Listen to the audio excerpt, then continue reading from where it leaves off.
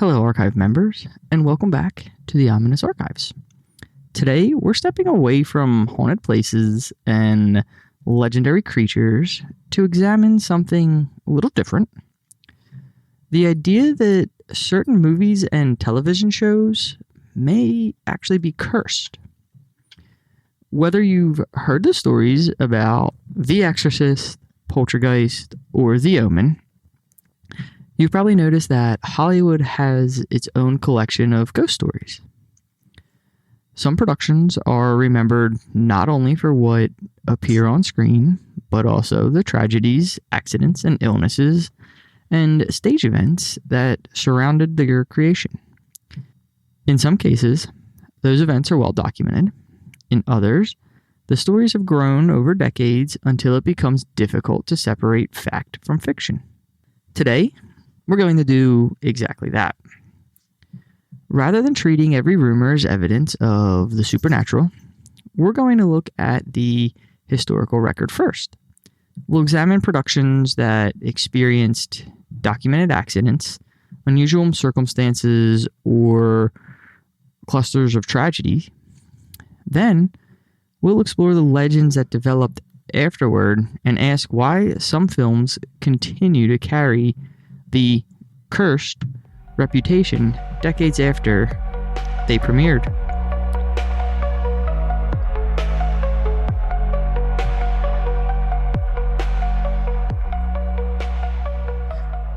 Good evening, archive members. I am Nick. And I'm Em. And like we said earlier, tonight we're not going to be going into the woods or into any haunted buildings. Honestly, thank goodness. Tonight we're going somewhere far more comfortable. We're going to the movies. Are we going to be more comfortable, though? Because I feel like you're about to ruin movies for me. I'm going to ruin some specific more movies for you. Not all of them. Well, how many are we talking? Probably all your Disney princess movies. Oh. I'm just kidding. We're going to ruin several. Define several. Well, tonight's topic is cursed productions. The films and television shows that became associated with tragedy, misfortune, and genuinely strange events that people started to wonder whether something darker than bad luck was at work. Well, is it something darker? That is exactly the question we're going to be spending tonight trying to answer. And I want to start before we get into any specific movie, because I think the most interesting part of the whole topic is the question underneath it. What does it actually mean for a movie to be cursed? I feel like most people's answer is just bad things happen. And that's where it kind of gets interesting, because filmmaking is inherently dangerous and unpredictable. A modern production can involve hundreds of people. Large studio films employ thousands of cast and crew members over several months or even years. Sets built from scratch, heavy equipment constantly moving. There's explosives, there's vehicles, animals, water, fire, complicated stunt sequences. Yeah, accidents are definitely always possible. They're always right around the corner. And even under ideal circumstances, when you consider the number of people involved in a production for that long, illnesses, family tragedies, unexpected deaths sometimes occur during filming or shortly afterward. Which raises an uncomfortable question. If enough people are involved in a project for long enough, are clusters of unfortunate events simply inevitable? That's a very good question, actually. And psychologists have a name for part of what happens next. Confirmation bias. Once you believe that something's cursed, you start paying closer attention to every unusual event connected to it. Incidents that might otherwise seem completely unrelated suddenly become part of a larger pattern. Ordinary coincidences appear meaningful because you're viewing them through the lens of an existing belief. The story is already written. You're just collecting evidence for it. Exactly. And Then there's hindsight.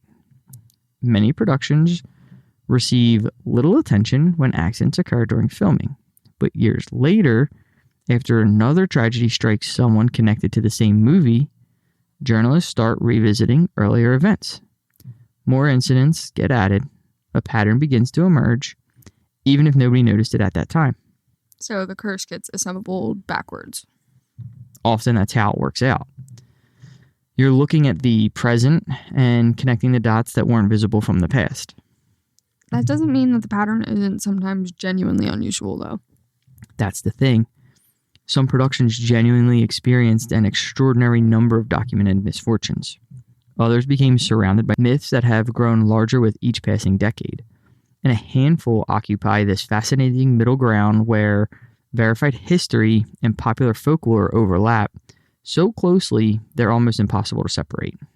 Which is the most interesting category. And here's what I want to keep coming back to tonight as we go through these, because the truth in most of these cases is just as interesting as the legend. Sometimes more interesting.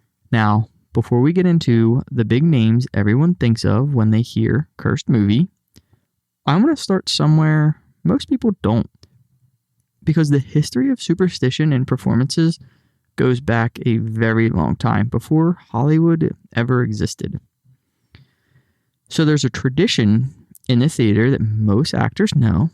Many refuse to say the name of Shakespeare's Macbeth inside a theater, instead calling it the Scottish play. According to theatrical tradition, speaking the name inside a performance space invites bad luck, collapsing scenery, unexpected injuries, failed productions, deaths. The stories go back hundreds of years. And I can speak from experience that people, even in the smallest high school productions, still follow that today. You do not say Macbeth in a theater. No, professional actors take it remarkably serious. Theater people are extraordinarily superstitious as a group. And then when filming came along, they brought those superstitions with them for sure. They brought all of it. Some crews avoided filming on certain dates. Others carried lucky objects, performed personal routines before important scenes. Directors developed habits they believed kept productions running smoothly. Which, in my opinion, is kind of lovely, honestly. This enormous industrial machine full of people quietly just doing their own personal rituals. Think of like Bruno knocking on wood. Knock, knock, knock, knock, knock, knock. Knocking on wood before a difficult shot. Not whistling on the set. Leaving a ghost light burning in an empty theater. Even just like going back to when I was doing productions and whatnot, a ghost light was still a thing. It's a single light that's left on a stage after mostly everyone leaves for the night. It's supposed to give resident spirits somewhere to perform so that they don't cause any trouble or mischief. I honestly have always been a big fan of the ghost light. I think it's very real to me. I feel like, it's very respectful. I think so. I mean, instead of leaving it dark and abandoned, and then when all the lights do come on and wake the spirit, makes sense. But the point of it is that this industry is always believed in things it cannot fully explain. And that's the context we're walking into tonight. Because the films we're about to discuss didn't just attract bad luck. They attracted stories. And stories, as we know, have a way of taking on a life of their own. So where are we starting? We're going to start in 1932 with one of Hollywood's earliest productions to earn an infamous reputation. And it's one most people forget when they think about cursed movies. Which one? Freaks. Well, that's a good one to start with. So, if you haven't yet, get comfy in your chair, because this is definitely going to be a long night. Because I actually think we've had, not saying superstition, but I think doing this and we try to not dive into too much like scary or like dark things. Yeah. We've even experienced things between technical issues and we've had things happening at my house, and a few times we've recorded separately, and Em's got some kind of banging going on at her house that she can't hear. So, anyway, let's head back to 1932. Hollywood's still finding its feet with sound. The horror genre is just beginning to take shape. Dracula came out in 1931, and Frankenstein the same year. And riding that wave of success, one director decided to do something that nobody in Hollywood had ever quite attempted before. Tod Browning. Already a major name after the success of Dracula, and before he became a filmmaker, Browning had worked with traveling carnivals and circuses, which explains everything about what he did next.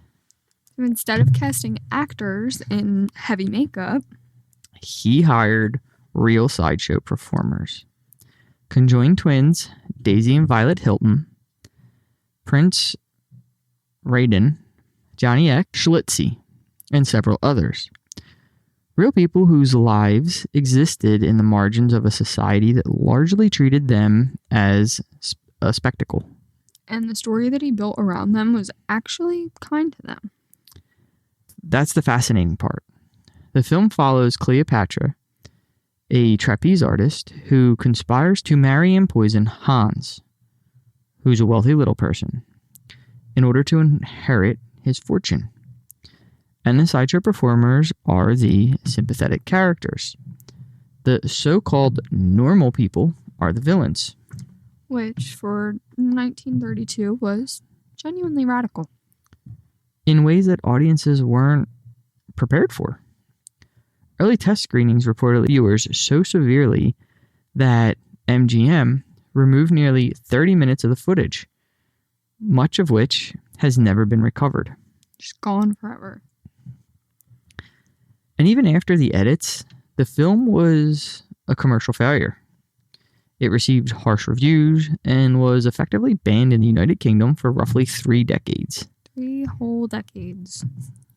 And the fallout extended beyond the film itself. Freaks largely ended Tod Browning's career as a major Hollywood director. When you consider that this was a man who genuinely cared about the people he was filming, is its own kind of tragedy, in a way. So where does the curse come in? All right, so here's the thing, and this is important for setting up everything we're going to cover tonight. Unlike later films, there's actually very little evidence of mysterious accidents or unexplained deaths connected to the cast of freaks. Most of the stories appear to have grown long after the movie's release. The curse was built from the controversy rather than from anything that happened on set. Exactly. The curse of freaks is reputational.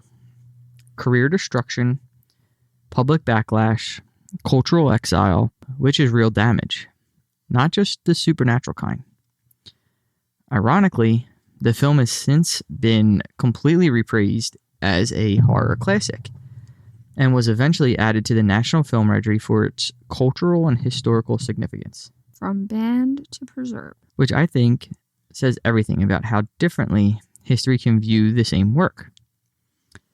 Okay, now we're staying in the mid-20th century, but we're moving from Hollywood controversy to something considerably more alarming. Conqueror. Yeah, which was released in 1956. And I want to be upfront. This one is almost never at the top of the cursed movie list, but it absolutely should be. Because this story isn't rooted in ghost stories or supernatural folklore. It's tied to one of the most controversial chapters in American history. Nuclear testing. So, The Conqueror starred John Wayne as Genghis Khan, which is a casting choice that has been heavily criticized for many reasons. And the production used yellow face, altering the appearances of white actors to portray Mongolian characters, applying makeup to darken skin, using elastic bands to alter the appearance of eyes. It was offensive in ways the industry is still reckoning with.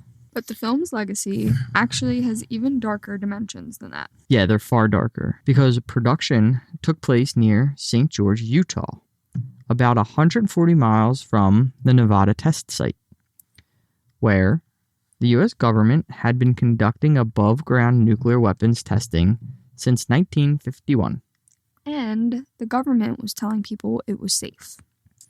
Officials were assuring nearby communities that radioactive fallout posed little danger. The people living downwind of the test site, later known as downwinders, would eventually report unusually high rates of cancer and other illnesses, leading to decades of controversy and government investigations that continue to this day. And the cast and crew spent weeks out there. And this is the detail that stays with me.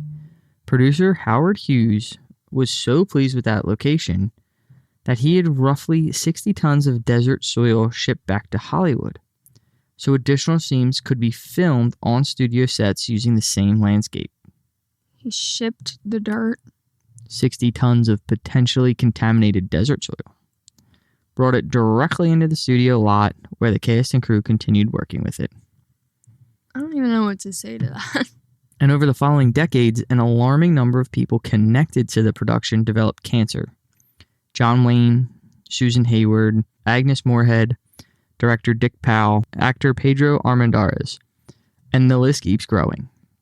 And that became the curse narrative.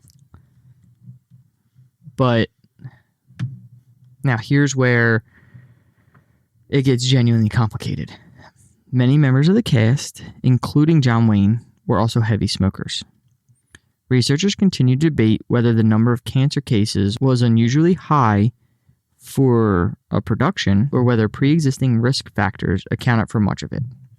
And the long-term effects of radioactive exposure weren't well understood in the 1950s. Almost entirely unknown to the public at that point. The government was actively downplaying the risks, so the cast and crew had no reason to be alarmed.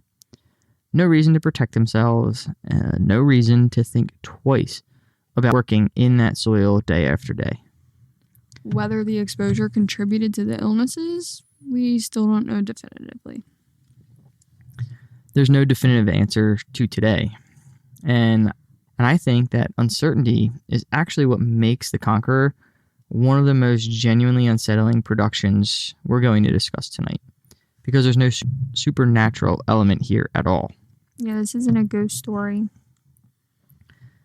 This is potentially a story about what happens when scientific uncertainty, government secrecy, and hindsight all collide into one. The tragedy surrounding the Conqueror may have been entirely man-made, and somehow that makes it a little more disturbing nonetheless. Because there's no monster to point at. Just decisions and consequences that played out over decades. All right, so from the 1950s, we're going to move into the early 1960s. And our next film is interesting for a completely different reason, because it demonstrates how easily a movie can attract a curse reputation based almost entirely on its subject matter rather than anything that actually happened. Black Sunday. In 1960, Italian Gothic horror and the beginning of a conversation about how folklore and filming get tangled up together. So, Black Sunday was directed by Mario Bava, and I want to talk about this one because it's actually a really useful case study before we get into the bigger legends. It's useful because almost nothing actually happened during production. Almost nothing verifiably strange happened during production, which makes it interesting in a completely different way. Right, because Black Sunday is one of those films where the curse reputation was essentially reverse engineered from the subject matter. The film centers on witchcraft, black magic, the occult. It's Gothic horror at its most atmospheric. And because of that, writers started attaching stories of strange events to the production years after the fact. Rumors about haunted props, mysterious accidents, paranormal occurrences on set. And when you look for actual documentation, production records, first-hand accounts from the cast and crew, almost none of it holds up. There are reports of minor discomfort during scenes involving heavy props and pyrotechnics, and Barbara Steele later talked about the infamous spiked execution mask being uncomfortable and physically demanding to wear. Which, looking at that mask, I can believe that completely. I feel like anyone would believe that. But there is a real difference between a difficult prop and a curse. And I think Black Sunday is important to include precisely because it shows how the horror genre creates its own mythology. Once a film deals with dark subject matter, audiences start looking for dark connections. And they tend to find them whether they're actually there or not. Confirmation bias before the film even leaves theater. The subject matter primes you. And that's worth keeping in mind as we move into the films where things genuinely did happen. Which brings us up to 1968, and one of the most significant horror films ever made. Literally. Rosemary's Baby. It was directed by Roman Polanski, and I wanted to acknowledge something before we get into the story itself. Polanski is a convicted sex offender who pleaded guilty to the rape of a 13-year-old girl in 1977 and fled the United States before sentencing. He's never faced justice for that crime. He is still making films in Europe and still winning awards. That fact exists alongside everything else we're about to discuss, and it matters. It matters, and it's worth saying clearly rather than folding it into a footnote. He is literally a fugitive. He committed a serious crime against a child.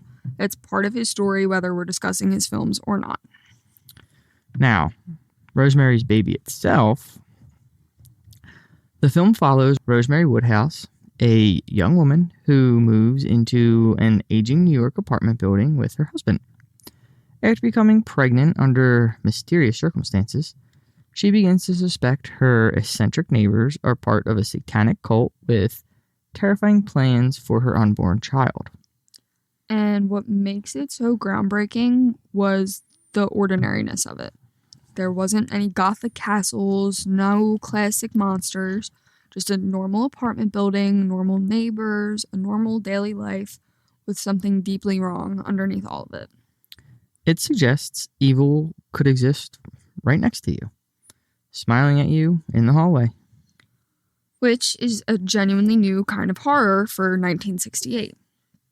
And audiences responded to it enormously. It was both a critical and commercial success. But the reputation it developed afterwards had very little to do with the film's quality and everything to do with what happened to the people connected to it.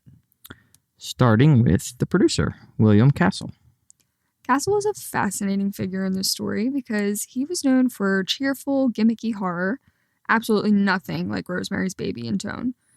He produced the film, but wasn't directing it, and by multiple accounts, he became genuinely convinced during production that something was wrong. The film had attracted something dark. And shortly after the film's release, he suffered severe kidney problems, requiring hospitalization. And according to several accounts, Castle believed he had been cursed. He allegedly carried a gun because he feared something was trying to kill him. Which tells you something about the atmosphere surrounding this film even before the bigger tragedies hit. Here's a man who spent his career making fun horror movies, buzzers under theater seats, and Rosemary's Baby genuinely frightened him. Not the content, but something about the experience of making it. And then came composer Christoph Commedia. His haunting lullaby is one of the most recognizable elements of the film. That eerie, wordless melody that gets under your skin in ways you can't quite explain. Only months after the film premiered, Commedia suffered a serious head injury during an accident while visiting friends. He fell into a coma and died in 1969 at just 37 years old. And his death had no connection to the film whatsoever, but it became another thread in the growing narrative. because people were already watching, already collecting. Already building the pattern. And then August 9th, 1969. Right around your birthday. Literally. Well, just a couple years off. just a little bit. Sharon Tate, Roman Polanski's wife, murdered in their Los Angeles home by members of the Manson family while she was 8 months pregnant. One of the most shocking crimes in American history. And because Rosemary's Baby centers on a pregnant woman and the fate of her unborn child, people drew immediate disturbing parallels between the fiction and the reality. There is, of course, no connection beyond just coincidence, but the timing permanently fused the film with one of Hollywood's most devastating tragedies in the public imagination. And then Polanski's own crimes, a decade later, added another layer of darkness to a film already surrounded by darkness. What I find genuinely fascinating about Rosemary's Baby from a folklore perspective is that nothing strange happened during production. Literally nothing. The cameras rolled, film got made, came out to enormous success, and then the world around it just kept providing material. Just tragedy after tragedy. Each one unconnected to the others technically, but each one becoming another chapter in the same story. The film didn't create the curse. The curse built itself around the film over time. Which is almost more unsettling than if something had gone wrong on set, because it means there was no single moment where you could have stopped it. Don't forget, there's also the building. The Dakota. Manhattan's Upper West Side. The building used for exterior shots of the fictional Bamford apartment in the film, already known for its distinctive Gothic architecture and a slightly mysterious reputation before Polanski ever pointed a camera at it. And then in 1980, John Lennon, who lived there with Yoko Ono, was shot and killed outside the building's entrance. And suddenly, the Dakota wasn't just a location used in a famous film. It was a place where real tragedy had literally happened on its doorstep. Stories of ghost sightings, paranormal activity, and occult connections have been attached to the Dakota ever since. Most of them unsupported by anything verifiable, but the building has a weight to it now that's very difficult to separate from everything that happened around it. Whether you believe in ghosts or not, when you stand outside that building and you know the history, I feel like you definitely feel something. Some places absorb what happened to them, and the Dakota is one of those places. So Rosemary's Baby is remembered not because something strange happened while the cameras were rolling. It's remembered because the years that followed proved almost as disturbing as the story itself, which is a genuinely rare quality for any film to have. And it sets up everything perfectly for where we're going next. Because if Rosemary's Baby is the film where the curse built itself quietly over years, the next one announced itself immediately. The Exorcist. The Exorcist. And this one has receipts. This one does have receipts. Oh, I hate The Exorcist. All right, so The Exorcist, released in 1973, directed by William Friedkin, based on William Peter Blatty's best-selling novel about the demonic possession of 12-year-old Regan McNeil and two other priests who attempt to save her. And if you want to talk about a film that permanently changed how people think about cursed productions, this is the one. Every major horror film that encountered unusual setbacks after 1973 got compared to The Exorcist. It basically invented the template. It pretty much set the standard. And unlike some films we've already covered, many of the incidences connected to this production are actually well documented. The challenge is separating what genuinely happened from the mythology that's grown up around it over 50 years. Because the mythology has gotten enormous. Some articles claim 9 people died during production. Some even suggest higher numbers. When you actually dig into those lists, A lot of names are relatives of cast or crew members who passed away during filming rather than people directly involved in the production. Which is tragic for the families involved, but is being presented in a way that makes the curse seem much larger than the documented evidence actually supports. So let's talk about what actually happened. Because what actually happened is genuinely unsettling enough without any embellishment. Start with the fire. Is that where you want to start? Yes. You want to start with the fire? I feel like you low-key have to start with the fire. All right. So early in production, the McNeil family's home set unexpectedly caught fire. The blaze destroyed nearly the entire interior, forcing filming to stop for approximately 6 weeks while everything got rebuilt. And one room survived almost completely untouched.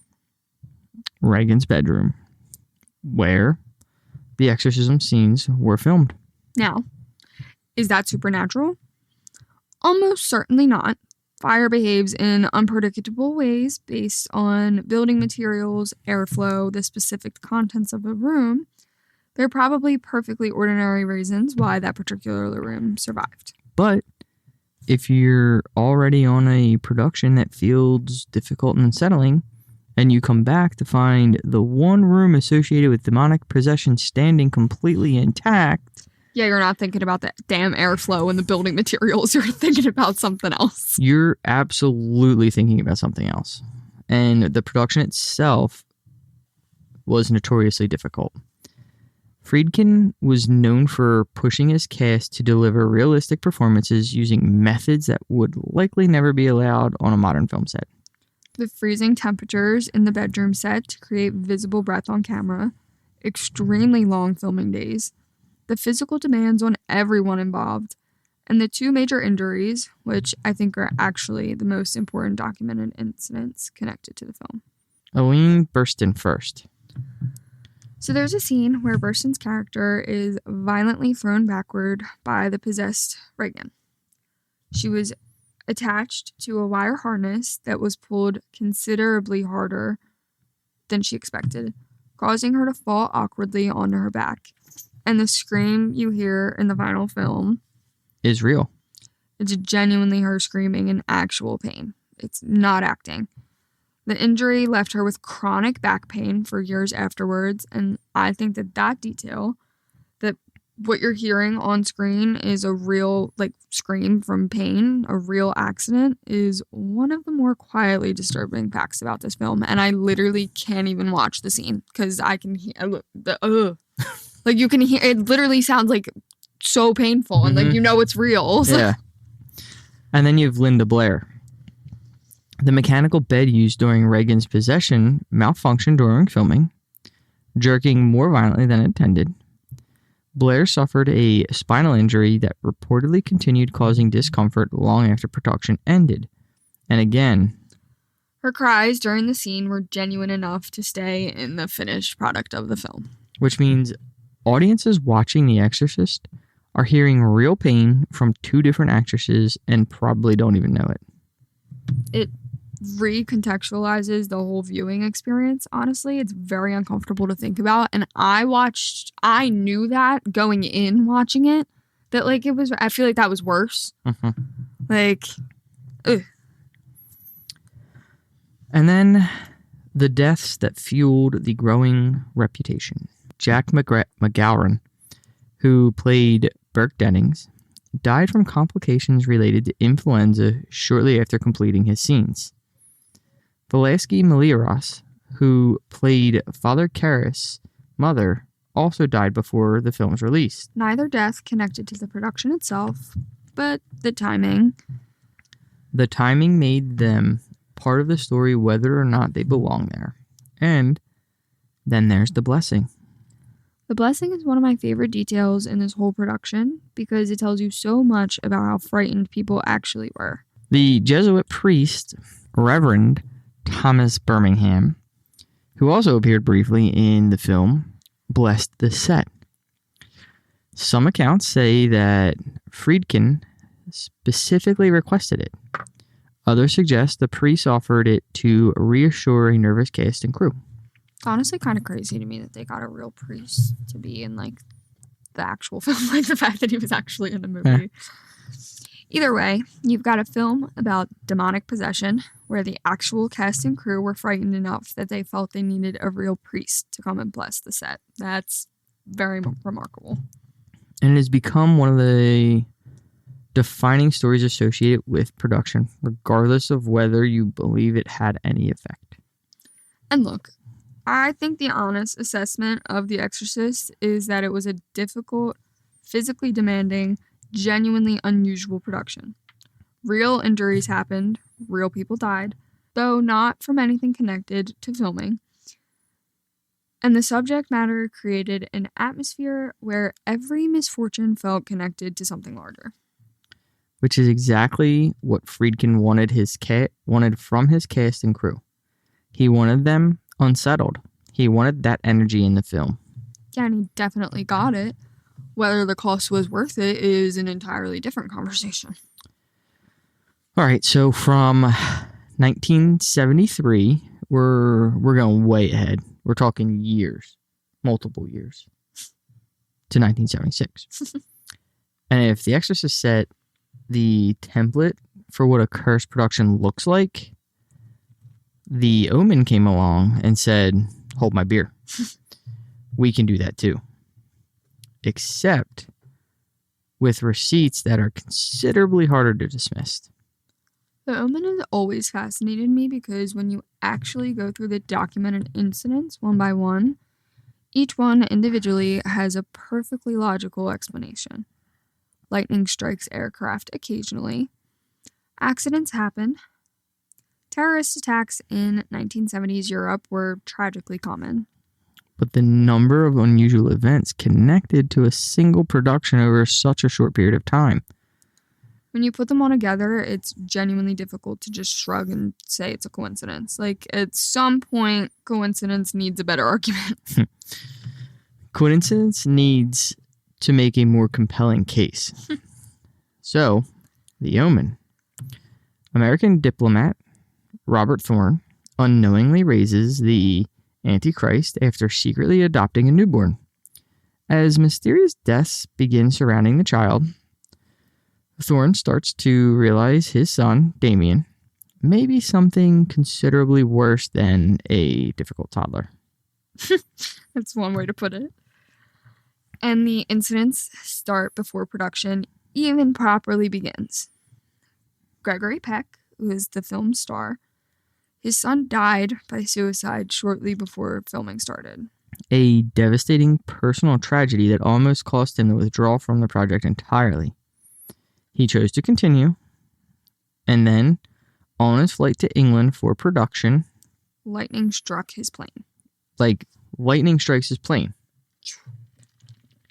One of those things you talk about signs. Mm-hmm. The plane does land safely. I do know from working at the airport that they are designed to be struck by lightning. That's what the little itty bitty rods sticking off of them are for. No one was injured. And then executive producer Mace Neufeld experienced a similar incident on another flight. And then director Richard Donner on another. 3 separate people connected to the same production struck by lightning on separate aircraft on separate flights. Pretty much. I just want to stress this separately because that's the thing that gets me about The Omen. It's not one big dramatic event. It's the accumulation of individually explainable but collectively staggering incidents. And then the baboons. Oh, the baboons. So one scene required baboons to aggressively surround a vehicle carrying Lee Remnick and young Harvey Stevens, who played Damien. Trainers expected unpredictable behavior, of course. What they got was considerably beyond unpredictable. The baboons came, I feel like I say baboons because of Bluey. The baboons became far more violent than anticipated, attacking the car with such force that the actors were reportedly left genuinely terrified. There were no serious injuries, but the sequence has become one of the film's most memorable behind-the-scenes stories. And I always think about Harvey Stevens in that car. He was literally a child actor. He was playing the Antichrist, and actual baboons are literally losing their minds around him. That is not what he signed up for at all. That's not in the audition breakdown. And then you have John Richardson. This is the one that people always bring up, and honestly, it deserves to be brought up. Richardson was the special effects artist who created one of the film's most iconic scenes, the decapitation of photographer Keith Jennings. Incredibly elaborate practical effect, and several months after completing the film, Richardson and his assistant, Liz Moore, were involved in a devastating car accident while traveling in the Netherlands. Moore was killed in the crash in a manner that many noted bore an eerie resemblance to the decapitation effect Richardson had created for the film. And a nearby road sign reportedly indicated the town of Omen was just a few kilometers away. OMMEN. Some researchers have questioned whether that specific detail has been embellished over time. Which is worth noting, because with these stories, the details tend to get sharper and more dramatic with each retelling. That doesn't mean the accident wasn't real and devastating. It absolutely was. Liz Moore died. That's documented. But whether the road sign detail is accurate or became part of the legend later, difficult to verify. And then you have the hotel bombing. Members of the crew had originally planned to stay at a specific hotel in London. The hotel was bombed by the IRA before their arrival. Because their accommodations changed, they escaped entirely. Which, in isolation, is the kind of thing that happens to people in dangerous cities during dangerous times. But as the fifth or sixth unusual event connected to the same production, it stops feeling like ordinary bad luck and starts feeling like something else. So does that mean the Omen was cursed? There's no evidence anything supernatural was responsible. Each incident has a logical explanation viewed in isolation. But I think the interesting question isn't whether it was supernatural. It's whether there's a threshold, a number of unusual events connected to a single project, where the word coincidence genuinely stops being sufficient. And the Omen might be that threshold. It might be exactly that threshold. And what I keep coming back to is Gregory Peck, the man who lost his son, got on a plane, got struck by lightning, made a film about the Antichrist, and just kept on going. Which is either remarkably resilient or evidence that Gregory Peck was made of something the rest of us just aren't. Possibly both. All right. From biblical horror, we're making a significant tonal shift. Because our next production takes us to Soviet science fiction, and the mystery surrounding it isn't lightning or baboons or road signs. It's something far quieter and in some ways far more disturbing. Stalker. And this one genuinely haunts me. It genuinely haunts a lot of people, and there's good reason. So, Stalker, released in 1979, directed by Andrei Tarkovsky. I want to start by saying, if you haven't seen this film, it is one of the most extraordinary pieces of cinema ever made. It's slow. It's meditative. It's unlike almost anything else in the history of the medium. It follows three men, the stalker, the writer, and the professor, journeying through a mysterious, heavily restricted area known only as the Zone. Somewhere deep within the Zone is a room said to grant a person's deepest desire. And the entire film is essentially these three men navigating this ever-changing, deeply strange landscape trying to reach it. And the landscape itself is the thing. Because Tarkovsky wasn't building elaborate fantasy sets. He was filming in real abandoned factories, real hydroelectric facilities, real industrial sites surrounded by polluted rivers and chemical waste in what now is Estonia. The decay is authentic. The atmosphere is authentic, and that's exactly what makes the film so visually extraordinary, and what makes the story surrounding it so deeply unsettling. Because those locations weren't just atmospherically dangerous, they may have been literally dangerous. And then before we even get into the health concerns, the production itself was a disaster from the beginning. After months of filming, Tarkovsky discovered that much of the footage had been ruined because of problems with the film stock during processing. Nearly the entire movie had to be abandoned and filmed again from scratch. It's like us having to re-record the Gettysburg episode. Yeah. Because for whatever reason, it just didn't record. Yeah, Hit for the whatever record reason. button, it just didn't record. Right. Which, for most directors, would have been the end of the project. You lose months of work, you lose the budget, you go home. Tarkovsky began again. Resilient, that one. Yeah, which tells you everything about the kind of filmmaker he was. And the reshoots meant the cast and crew returned to those same industrial locations for months of additional refilming. Spending long hours in standing water, muddy terrain, polluted environments that would raise serious alarm bells by modern safety standards. And then years later, the pattern started emerging. Tarkovsky died from lung cancer in 1986 at 54 years old. His wife, Larissa, who had worked closely on the production, also died from cancer several years later. Actor Anatoly Shulyanitsyn, who played the writer, died from lung cancer in 1982 at just 47. And the theory, which has never been definitively proven, has also never been definitively dismissed, is that prolonged exposure to toxic chemicals during filming may have contributed to their illnesses.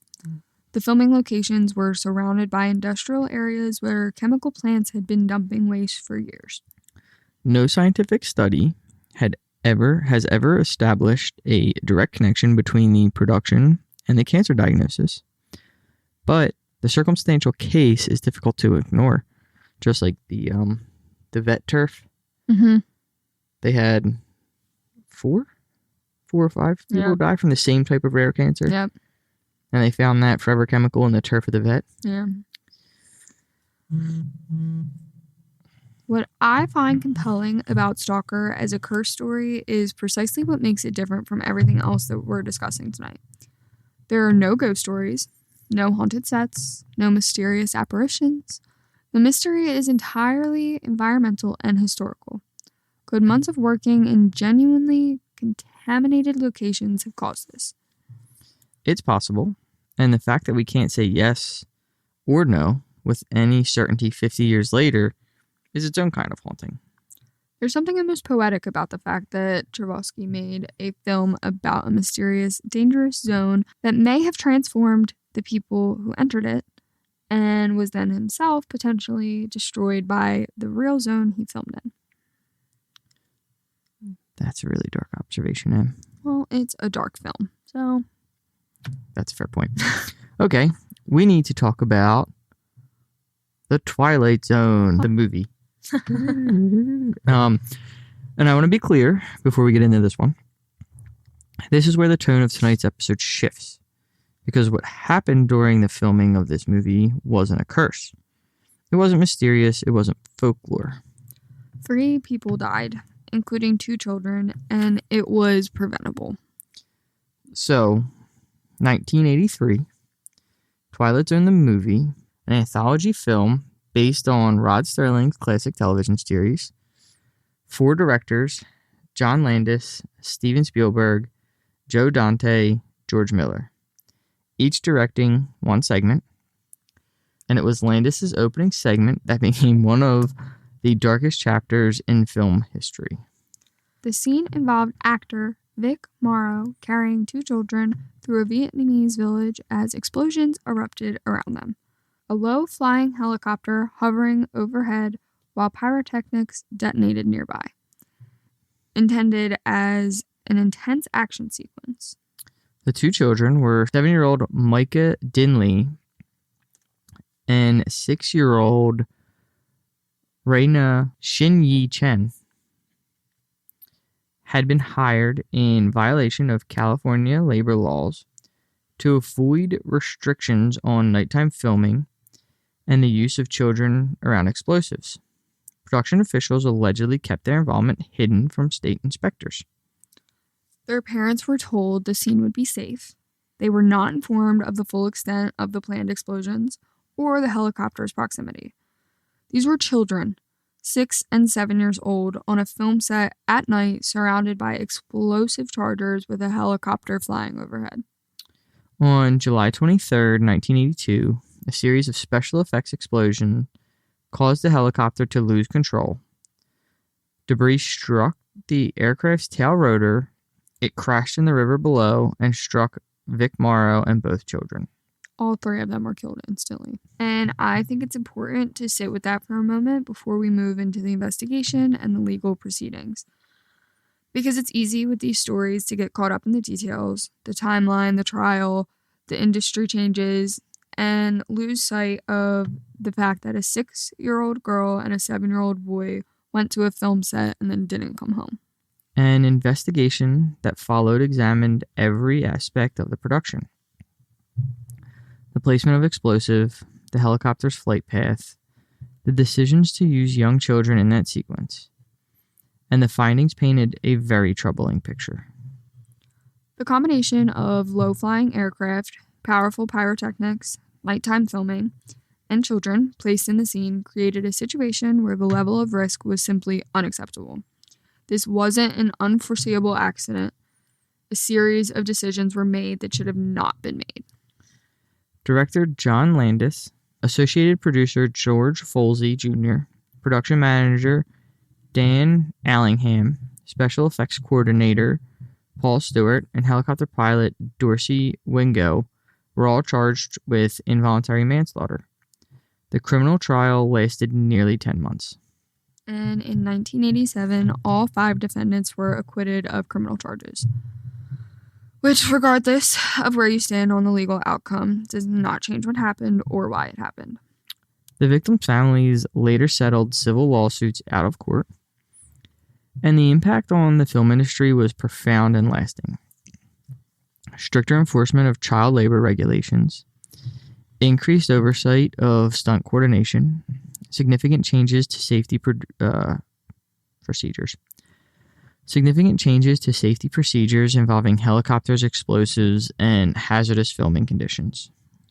Many of the safety standards now considered routine can be traced, at least in part, to this tragedy, which is a terrible way for change to happen, but it's how it happened.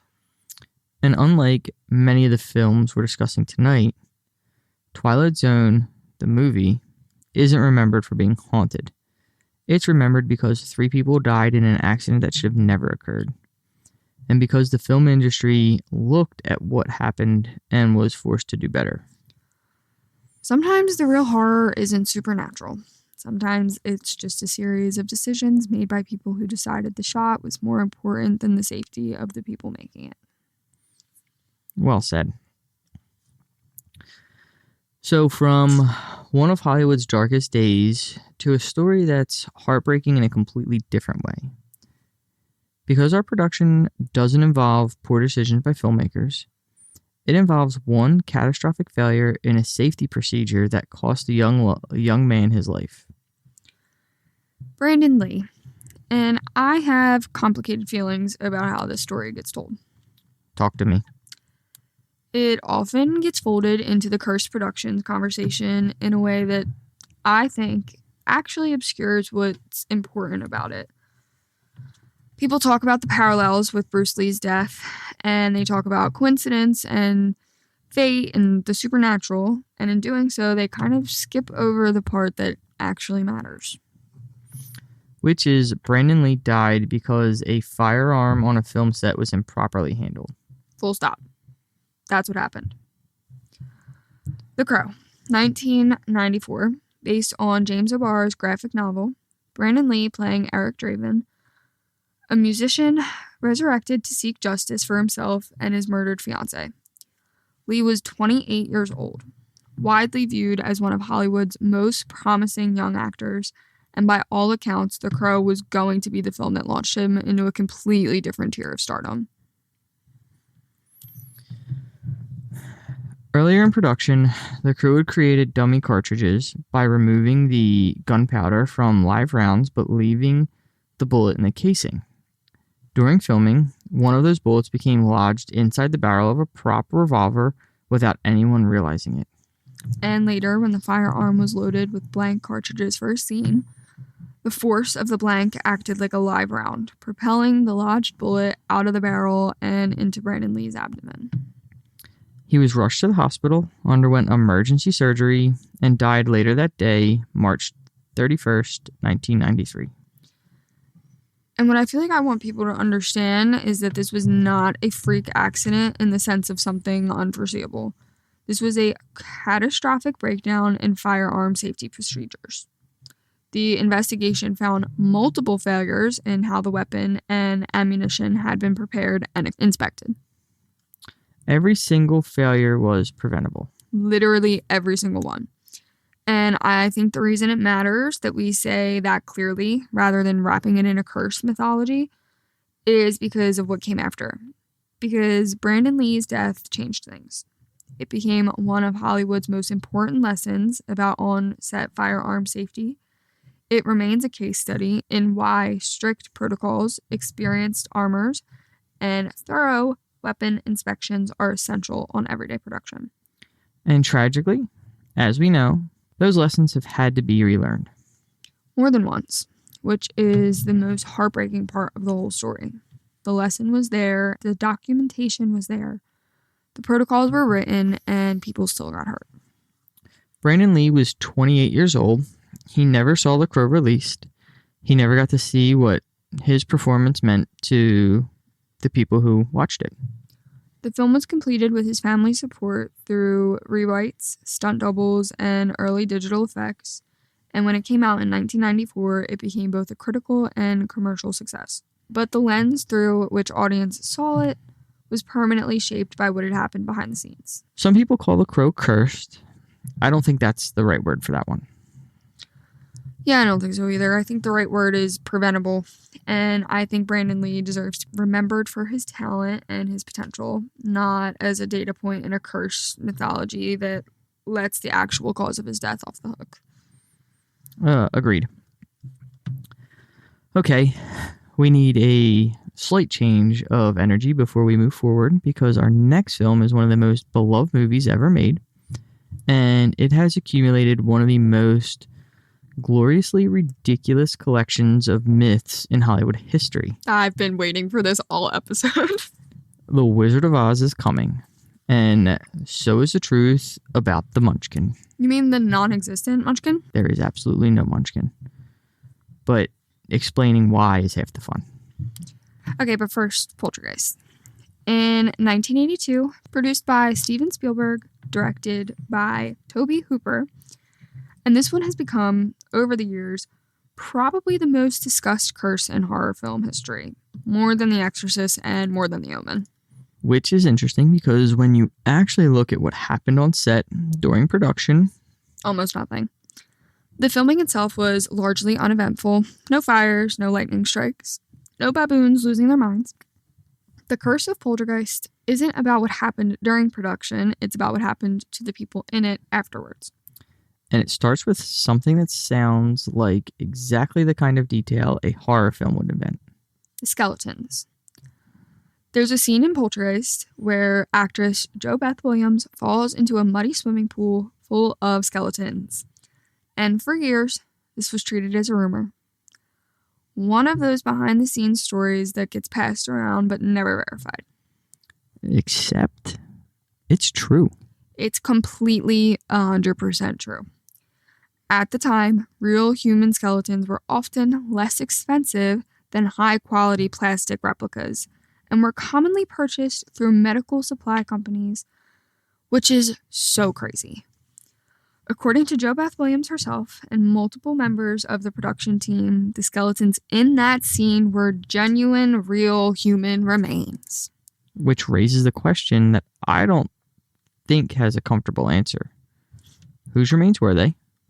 Where'd they come from? And who decided that was acceptable? Questions that nobody involved seemed particularly interested in answering at the time. and there's no evidence connecting the real skeletons to anything that followed.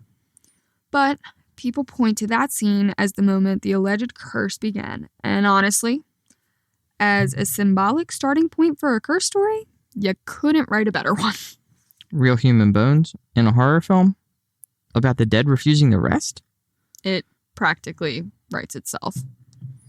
Now, for the tragedies, and I want to be careful here because I think the poltergeist curse is one of the clearest examples of how confirmation bias works in practice. So let's go through them one by one. Dominique Dune first? She was played by Dana Freeling, the oldest daughter in the family. She was 22 years old. Only months after the film's release, she was strangled by her ex-boyfriend and died from her injuries. It was a devastating act of domestic violence. It was horrific and senseless. And completely unconnected to the film. Completely unconnected, but it was the first tragedy associated with the franchise, and it landed hard. People were still thinking about Poltergeist. They were still talking about it, and suddenly one of its young cast members was gone. And then Julian Beck in Poltergeist 2. Julian Beck played the sinister Reverend Henry Kane in the sequel. He died from stomach cancer in 1985. He had been diagnosed before filming began, which is a detail that often gets left out of the curse narrative because it makes the connection to the film considerably weaker. And then Will Sampson. Also Poltergeist 2. He played the Native American shaman Taylor. He died from complications following a heart and lung transplant in 1986. And here's the detail that became part of the franchise's enduring folklore. Sampson was also known as a medicine man, and according to some accounts, he performed a traditional blessing on the set of Poltergeist 2 because several cast members felt uneasy during filming. Whether that ceremony actually occurred has been debated. Some people involved confirm it, others were skeptical, but the story has become inseparable from the franchise mythology at this point. The idea that production was troubled enough that a cast member felt compelled to spiritually cleanse it. And then in 1988, the one that cemented everything, Heather O'Rourke, Carol Ann, the little girl who said they're here. She became seriously ill while filming Poltergeist 3 and was initially misdiagnosed with Crohn's disease. Doctors later discovered she was suffering from a congenital intestinal abnormality that led to septic shock, and she died following emergency surgery. She was 12 years old. And I think the reason Heather O'Rourke's death hit so hard, beyond the obvious tragedy of losing a child, was that Carol Ann was Poltergeist. She was the heart of the franchise. Her face was on the posters, her voice was the voice people associated with the whole story. Losing her felt like losing something central to the films themselves. And by that point, audiences had connected all 4 deaths into a single narrative. Dominique Dune, Julian Beck, Will Sampson, Heather O'Rourke, and the books and television specials and documentaries started calling it the Poltergeist Curse, using the real skeletons as the supposed origin point, building the mythology piece by piece. But when you actually look at each case, each one has a documented explanation. Dominique Dune was the victim of domestic violence. Julian Beck died after battling cancer that he already had. Will Sampson faced serious health complications from a transplant. Heather O'Rourke suffered from a rare, undiagnosed medical condition. There's no thread connecting these 4 people beyond the films they appeared in. And yet, the legends persist. And I think it persists because of how human it is to look for patterns when the alternative, that terrible things happen to young people for no reason at all, is almost too painful to accept. A curse at least implies that something is in control, even if that something is malevolent. There's a strange comfort in a curse, you could say. Yeah, I guess there is. Now, we are ending our film section with what I personally think is the most fascinating entry on tonight's list. Because The Wizard of Oz is one of the most beloved films ever made. And it has accumulated one of the most wonderfully observed collections of myths in Hollywood history. I know where you're going, and I can't wait. Good. In 1939, one of the most technically ambitious productions in Hollywood history at that point. Gorgeous Technicolor, elaborate sets, hundreds of performers in full costume under extremely hot studio lights, and yes, a genuinely difficult production with real documented incidents. Buddy Ebsen, originally cast as the Tin Man. The aluminum-based makeup powder used to create the Tin Man's silver appearance caused Ebsen such a severe allergic reaction that he was hospitalized with serious breathing difficulties and had to leave the production. He was replaced by Jack Haley, whose makeup was changed to an aluminum paste that proved much safer. A real incident, documented, serious. And then Margaret Hamilton, the Wicked Witch of the West, absolute icon. During the scene where the witch disappears in a burst of fire, a timing error caused the trapdoor beneath her to open too late. She was caught in the flames and gave her second-degree burns to her face, third-degree burns on one of her hands, and she spent several weeks recovering and refused to perform any more fire scenes after returning to set. Also completely documented and also genuinely serious. The Flying Monkey performers had their elaborate costumes suspended by wires, and several were injured when the rigging malfunctioned. The Cowardly Lion's costume, of real lion skin, worn by Bert Lahr, reportedly weighed close to 90 pounds and became unbearably warm under the studio lights. And Judy Garland's treatment by the studio during production has been well documented and is deeply troubling in its own right. So there are real things to discuss here. Real things that deserve serious discussion. And then the Munchkin. The Munchkin. Not like the Dunkin' Donuts Munchkin. Not to be confused with the Dunkin' Munchkins. For decades, viewers claimed that during the scene where Dorothy the Scarecrow and the Tin Man first walk down the yellow brick road, you can see a Munchkin actor hanging himself in the background. Which is, even saying it out loud, an extraordinary thing to claim about one of the most watched films in history. It's an extraordinary claim, and it's spread everywhere. Internet posts, documentaries, books, people rewinding their VHS tapes, their DVDs, their streaming services trying to find it, and I cannot tell a lie. I too fell victim to this. We all did. We really all did. So, what was the verdict? It's a bird. It's a bird. It's a bird. It's plain. It's not a Munchkin. MGM borrowed several large birds from the Los Angeles Zoo to roam the forest set and make it appear more realistic. The dark figure moving in the background is almost certainly one of those birds.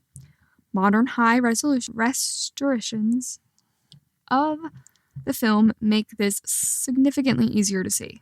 No Munchkin actor died by suicide on set, and that story is not true. And yet, it survived for decades. Because once the story exists, once the image is in your head, you're already looking for it when you watch the scene, and confirmation bias does the rest. You see what you're looking for. Which is actually a perfect encapsulation of everything we've been talking about all night. It really is, and I think that's exactly why we saved The Wizard of Oz for the end of our film discussion. Some productions experienced genuine tragedies. Some injuries on Oz were real. The difficulties were definitely real, and Judy's mistreatment was 100% real. But some productions also become surrounded by folklore that grows so largely it completely overshadows the documented history. And sometimes, most memorably, someone looks at a bird on a film set and convinces themselves they've witnessed something impossible. The bird that launched 1,000 internet posts. You could say the bird went viral before viral was a thing. I guess you're right. All right, we've been at the movies long enough. It's time to change the channel. To television. Because while films dominate the cursed production conversation, TV has its own collection of stories, and they tend to hit differently. Why would you say they hit differently? Because television curse stories are usually less about what happened on set and more about what happened to people afterward. The long, slow accumulation of tragedy across careers and lives rather than a single dramatic incident, which in some ways make them sadder. And more complicated. Considerably more complicated, so let's talk about it. So, television. And like Em said, these stories hit differently. Because they're rarely about what happened on set. They're about what happened to the people over the course of years, sometimes decades. And that longer timeline makes the pattern both more visible more difficult to assess. Because the question with television curse stories is almost the same one we started with tonight. Are we looking at genuine statistical anomalies, or are we looking at confirmation bias applied to a group of people whose lives we happen to follow closely because they were famous? Which is an uncomfortable question, because the honest answer is sometimes both are true at once.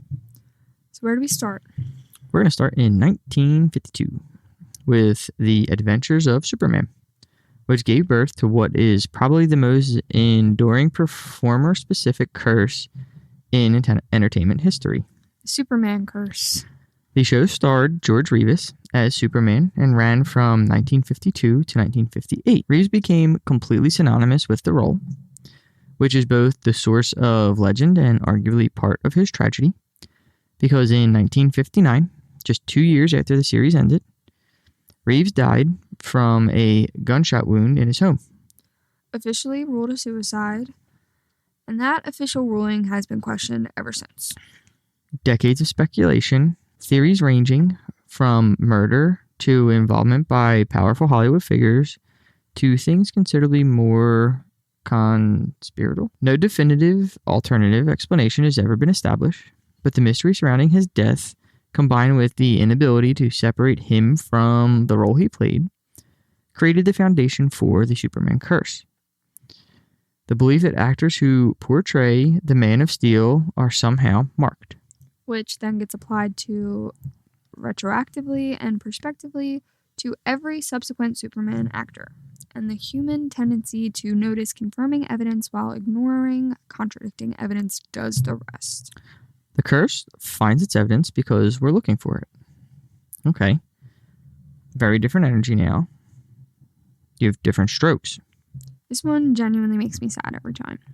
It was a massive sitcom success in the late 1970s and early 1980s. And several cast members' lives took genuinely heartbreaking turns after the show ended. Dana Pluto struggled with addiction for years and died from an overdose in 1999. Gary Coleman faced years of both financial and serious health problems before dying from a brain hemorrhage in 2010. And Todd Bridges battled addiction as a young adult, but turned his life around and remains the only surviving member of the show's central cast. And when you look at those trajectories, what you're actually seeing is something the entertainment industry has had to reckon with for a very long time.